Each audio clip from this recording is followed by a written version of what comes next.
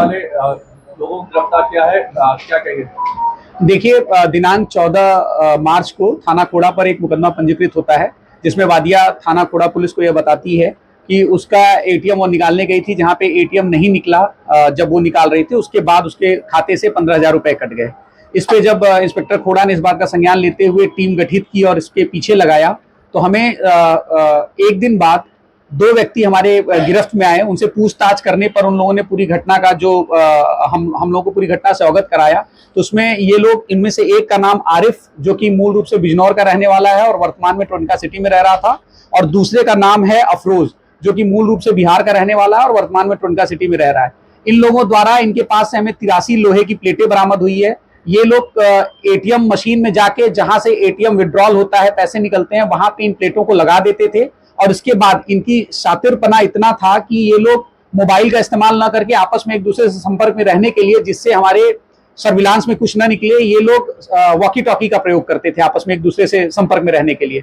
और जब व्यक्ति अपना एटीएम यूज करके वो देखता था कि उसका पैसा फंस गया है, नहीं निकला, वो चला जाता था। उसके बाद पीछे से आके उसका पैसा, वो प्लेट निकाल लेते थे एटीएम में से, उसके बाद वो पैसा ये लोग निकाल लेते थे। और इनकी गिरफ्त से हमें लगभग 57,000 रुपए और लगभग 83 लोहे की प्लेटें, 2 आईफोन, 1 अपाचे मोटरसाइकिल और उसके साथ साथ 2 आधार कार्ड, 11 एटीएम कार्ड और 1 पैन कार्ड बरामद हुआ है। और इनकी जब जामा तलाशी ली गई तो इनके पास से एक 315 बोर का नाजायज असलहा, साथ में 2 कार्ट्रिजेस भी बरामद हुए।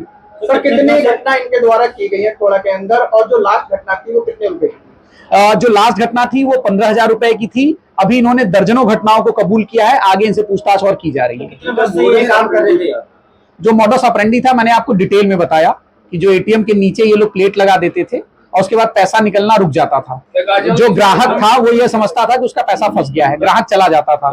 उसके बाद ये एटीएम के अंदर घुसते थे और उस प्लेट को निकाल लेते थे और उस पैसे को निकाल लेते थे। जो पैसा फंसा हुआ था वो मशीन ऑलरेडी उसको बाहर फेंक देती थी।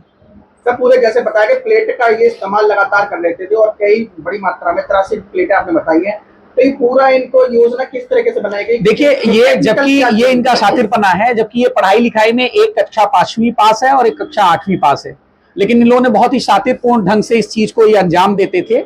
और जैसा मैंने बताया कि मोबाइल भी ये इस्तेमाल नहीं करते थे, बल्कि वॉकी टॉकी से आपस में संपर्क बनाए रखते थे।